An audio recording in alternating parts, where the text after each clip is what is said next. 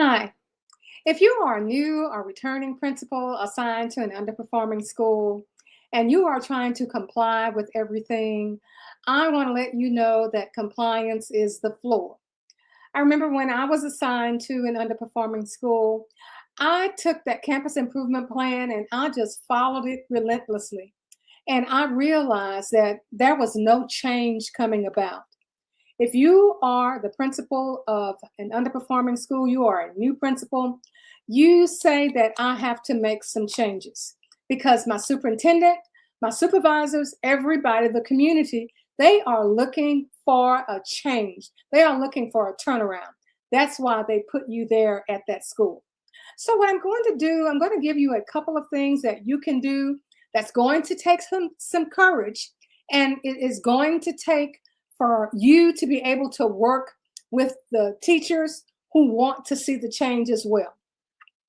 The first thing you can do is modify your schedule. So during your morning time, during the time that you have set aside for tutorials during the day, you know that you are doing some things, and because it's a part of that modification in your schedule, you are not seeing the change that you expected, but you are afraid to make that change. You have the data. You know that what you're doing is not working. Be courageous enough to make the change. Now, you cannot make that change by yourself. That change has to come from at least 3 to 5 of your energetic teachers.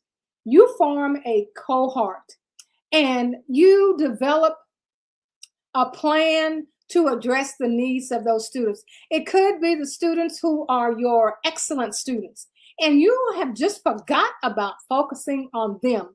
Or it could be those students who are really, really struggling. You decide that. And then what you do is you collect the data, you collect stories, you collect information, you determine whether it's working or not.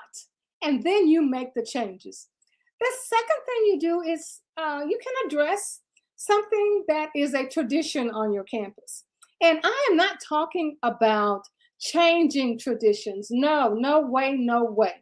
I am talking about something like your faculty meeting, your parent meeting, your back to school program, something that everybody knows this is the way we've always done it. Again, get 2 or 3 of your teachers. You explain to them that we are trying to enhance what we have as tradition and have them to come up with something new that they can add to it because people are looking for change. And once that change comes about, you will start to see that it's so much easier for you to be consistent in following your vision. So, I want you to know that if you want to know more about this, we have a newsletter coming out on tomorrow. And if you want that newsletter, just in the reply, just put in newsletter, and I'll make sure that I will send you the link so that you can see what else you can do in order to stop compliance. You can do all of your compliance, but you are going to have to do something different along with the compliance to get the kind of change that you need in your school.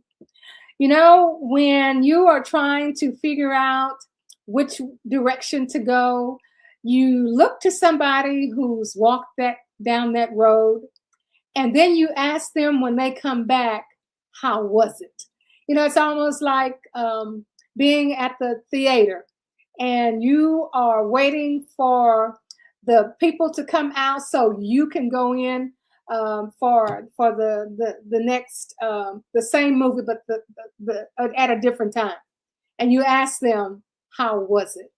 So I'm telling you, I have walked down that path, and I can tell you how was it. So write newsletter in the reply.